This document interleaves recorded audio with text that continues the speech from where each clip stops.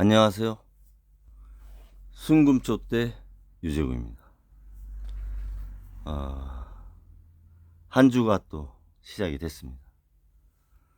이번 한 주도 화이팅하는 그런 한 주 되시기 바라고요. 오늘은 우리 사회 구성원들이 이렇게 지적 능력이 모아진 집단 지성, 올바르게 가고 있나 또는 괜찮은지, 집단 지성에 대해서 같이 생각을 해보도록 하겠습니다. 사람은 사회적 동물이죠. 사람 때문에 힘들어하기도 하지만 또 사람이 없으면 외로워집니다. 그렇게 같이 가는 동료고 국민이고 도반입니다. 그런데 그 같이 가는 사람들 때문에 또 힘든 게 삶인 것 같습니다. 참 아이러니한 거죠. 그거의 바탕엔 욕심, 욕망, 법 위의 욕망, 또 이룰 수 없는 목표를 설정을 했기 때문에 거기서 나타나는 불안감, 자괴감, 그런 것들로 인해서 사회적인 문제가 또 발생을 하기도 합니다. 집단지성을 논하기 전에 우리 한 개인은 또 다른 개인과 이렇게 만나서 질서를 만듭니다. 그런 개인들이 모여진 게 집단입니다. 그런 집단, 작은 집단이 모여서 하나의 조직을 이루고 국가라고 하는 공동체를 구성을 하게 됩니다.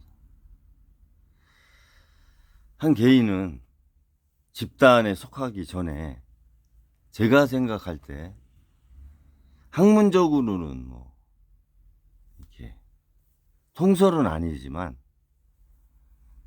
저희는 다 이렇게 중고 집단에 속해 있죠. 중고 집단이라고 하는 것은 각 개인마다 자신의 규범이 좀 있어요. 잣대가. 그 잣대가 자신하고 이렇게 행위나 규범이 표준에 맞다 생각하면 그 집단에 이렇게 소속이 되죠. 중고 집단이라고 하죠. 자기가 어디에 소속해 있는가와 집단은 이렇게 일치하지 않을 수는 있어요. 그리고 한 개인이 한 집단에만 법적으로 구속력을 이렇게 받거나 그러진 않죠. 여러 곳의 중고 집단이 소속으로 구성원으로 가 있는 겁니다. 나는 문학, 인권, 아니면 운수업, 어떤 유통업, 여러 분야에 걸쳐서 각자가 가지는 관심이 있는 겁니다. 그래서 중고 집단이 베이스로 자리 잡은 상태에서 공동체가 어떠한 방향을 잡고 가는 과정에 집단이 이루어서 각 집단마다 협력하거나 경쟁하면서 각 집단은 지적 능력을 쌓아갑니다. 그래서 그 집단이 어떤 결과로 나타난 게 지성이고 집단 지성이 되는 거죠. 그것은 하나의 능력으로서 발휘를 합니다. 집단의 능력으로.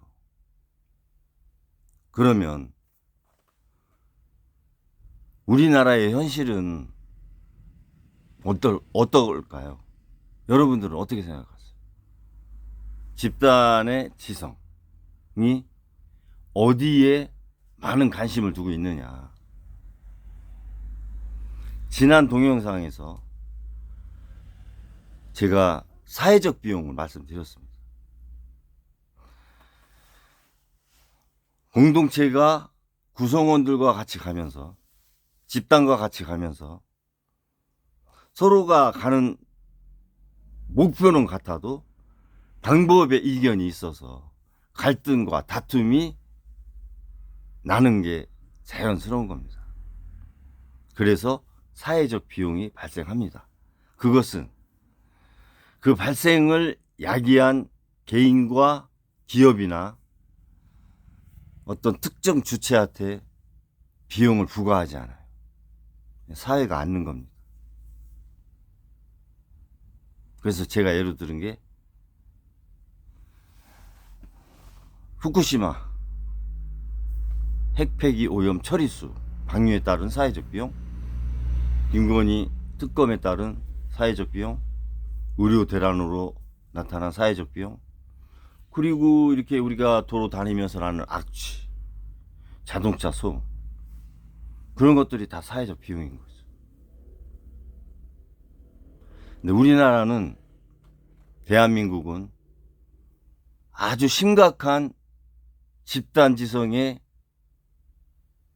오류나 방향이 잘못되어 있다. 저는 이렇게 봐집니다. 사회적 비용이 1년에 233조가 발생하는데 그 중에서 150조, 160조라고 하는 70%가 이념의 다툼과 갈등으로 발생을 합니다. 이념이 70%를 차지하고 있어요. 사회적 비용에서. 노동이 11.7%, 계층 갈등이 7.4%, 지역 갈등이 약 3% 됩니다. 우리나라가 윤석열 정권이 들어서면서 반국가 세력, 공산 전체주의, 이런 뉴라이트 바탕에 이념 갈등을 지도자가 이렇게 언급을 합니다. 통합을 해야 될 상황에 그런 반국가 세력이라고 하는 갈라치기를 합니다. 이념 갈라치기. 그러다 보니 사회적 비용이 이념이 70%를 차지하는 거예요. 이거는 제가 볼 때 문제가 있다. 사회적 비용이 노동에서 정말 취약한 노동, 근로자들, 사회적 약자, 독거노인, 청소년 가정, 정부가 또 보듬어 주지 못하는 사각지대에 있는 그런 분야에 대한 사회적 기업, 또 여성분들, 그런 쪽으로 해서 사회적 갈등 비용이 70%가 돼야지, 어떻게 이념 갈등으로 70%를 1년에 150조, 160조 지출을 해요. 하루에 4천억이에요. 옥천 예산이 6,700억이에요. 웬만한 작은 지자체 1년 예산을 하루에 사회적 비용으로 써버리는 겁니다. 우리나라가. 너무 비효율적이고 방향이 잘못된 거죠. 정치권에서 이 방향이 잘못됐다. 갈등 조장을 왜 이념으로 몰아세우느냐. 70%나 되게. 이건 정치권의 책임이 있습니다. 절대적으로 제가 봐서. 저소득층, 20, 30%의 저소득층, 그리고 자영업자, 그런 계층 간의 갈등, 사회적 비용이 오히려 70%가 돼야 되는 거 아닙니까? 지역 갈등은 33%로 많이 완화됐어요. 그건 아주 바람직한 겁니다. 그런데 정작 중산층이 무너지고 있지 않습니까? 그 중산층이 사회적 안정이 안 돼서 의식주라고 하는 절대적인 삶에 부딪혀서 청년들과 대학생들이 일자리 못 찾고 방황하고 있어요. 그 사회적 갈등 비용에 대해서는 지불하는 게 없는 겁니다. 그게 오히려 70%가 돼야 되는데, 이념으로 갈라져 가지고 나라가 하루에 4천억씩 이념 갈등 비용으로 쓰고 있다. 이건 대통령의 책임이 있는 겁니다. 통합의 마인드가 없으면 이런 비용이 나타날 수가 없는 거예요. 야당도 반성을 하셔야 돼요. 사회적 비용의 방향을 바꿔야 된다. 물론 사회를 구성하는 구성원들, 저부터 사실 이념적인 갈등에 자의반 타의반 들어와 있어요. 그렇지만 조절합니다. 냉정하려고 해요. 잘한 건 잘했고 옳지 않은 건 옳지 않다고 얘기합니다. 저 유튜브 순금 촛대 아니에요. 정직과 순결, 그런 마음을 담고 있는 겁니다. 순금 촛대가.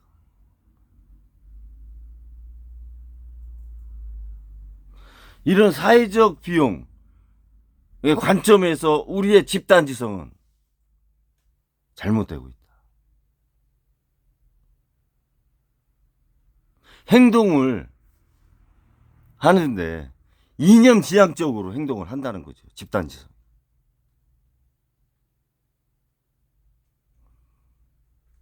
그렇게 하면 경제정책도 더 양극화가 되는 겁니다. 사회적 심리도 양극화가 되는 겁니다. 모든 생태계가 양극화가 되는 거예요. 의료대란도 거기에서 출발했다고 보는 겁니다. 이념 갈등에서. 순수한 의료계의 생태계에서 나타난 접근이 아니라 이념 갈등에서 출발했기 때문에 해답이 없는 거예요.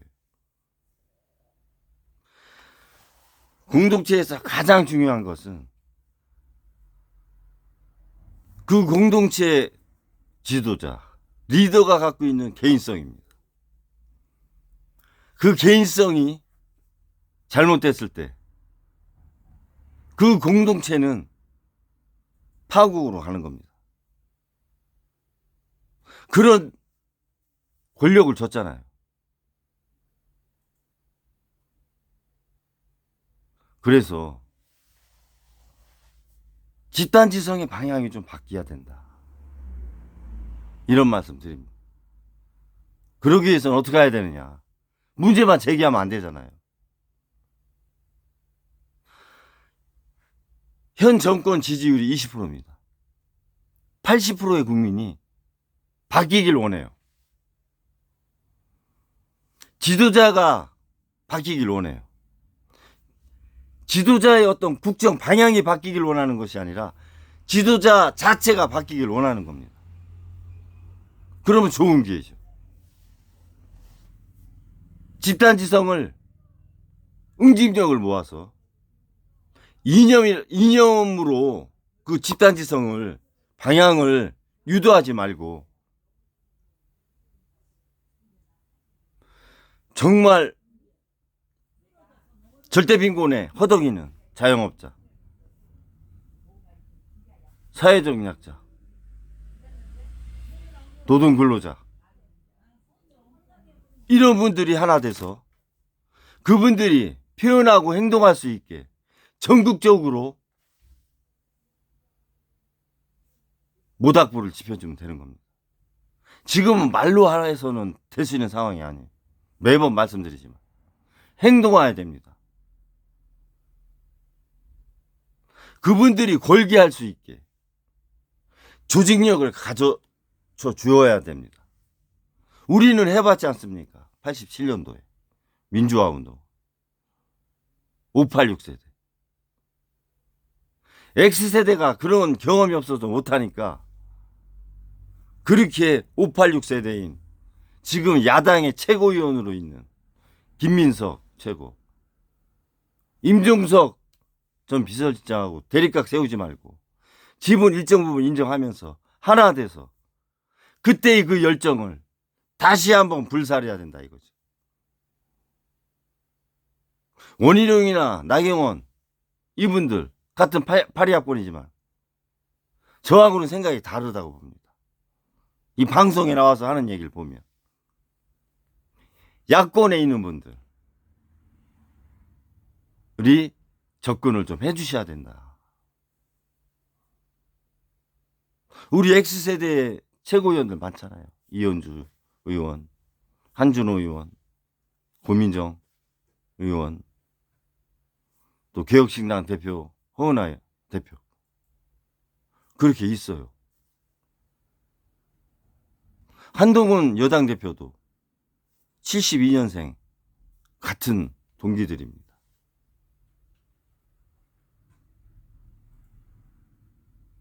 어려울 때, 나라가 어려울 때 진영이 달라도 같이 국가를 위해서, 국익을 위해서 하나 되는 것은 야합이 아니에요. 그거는 충정인 겁니다.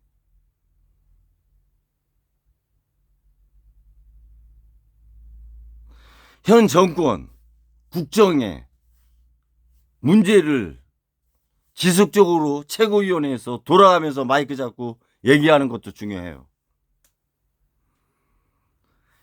선출되지 않은 비선이 권력을 휘두르고 모든 생태계 의혹의 중심에 있는 한 여자를 최고위원회에서 지속적으로 얘기하는 것도 중요한 겁니다.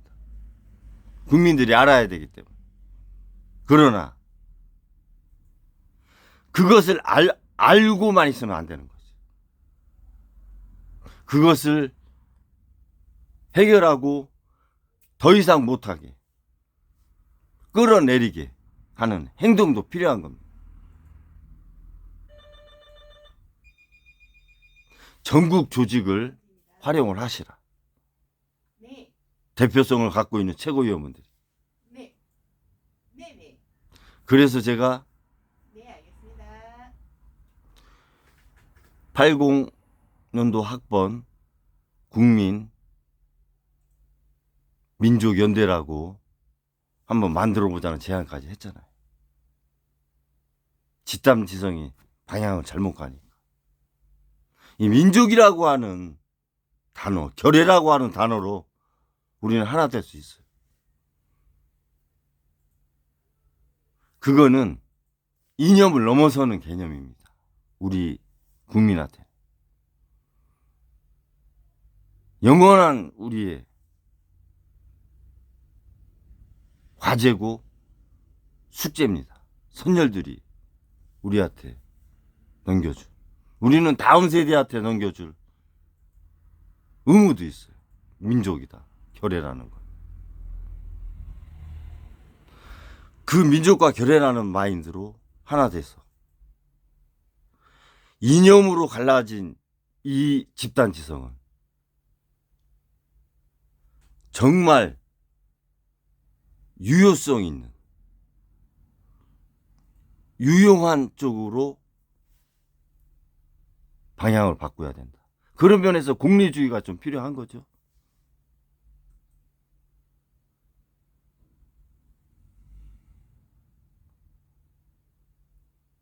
동의하시면 동영상 공유 많이 해주세요.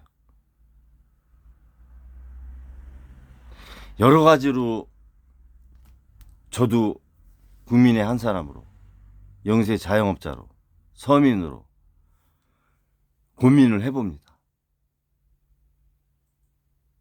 방향 많이 제시를 해드렸어요. 지난 동영상. 오늘은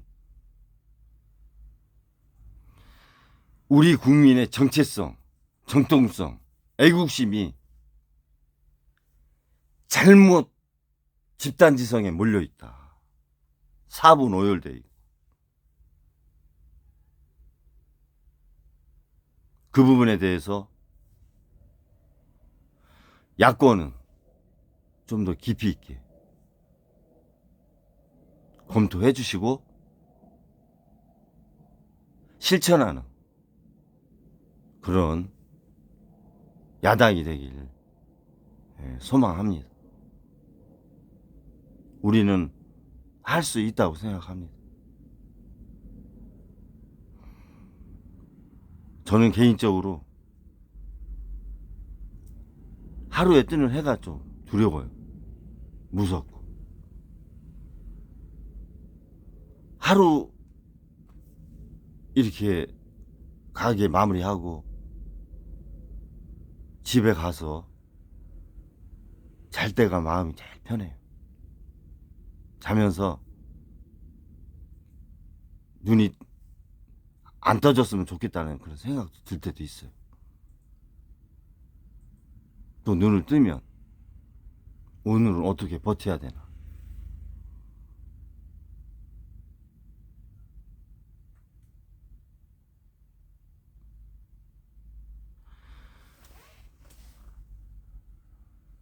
방향을 잃은 국민이 좌표가 없어서 노을 지고 나타나는 샛별의 의지에서 기대고 있는 상황입니다.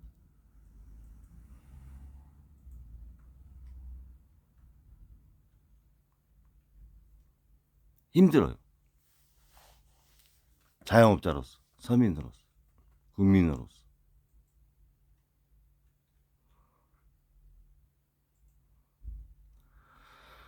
우리 같이 함께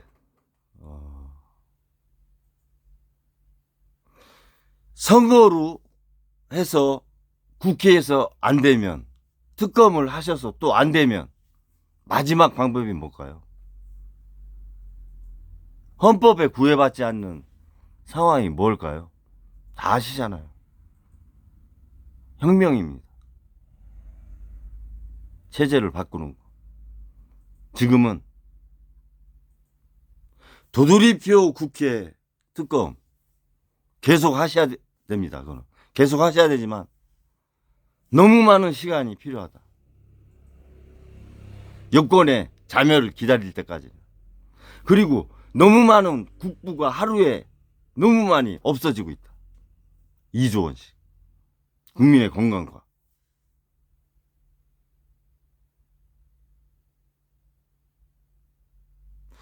그 혁명은 국민이 하는 겁니다. 그러면 헌법에서 저촉되지 않아요. 국민의 혁명은.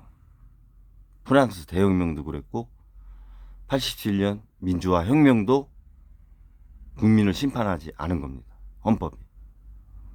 지금도 저는 그때와 다르지 않다고 생각합니다. 국민이 혁명할 수 있는 모닥불을 야당은 지펴야 됩니다.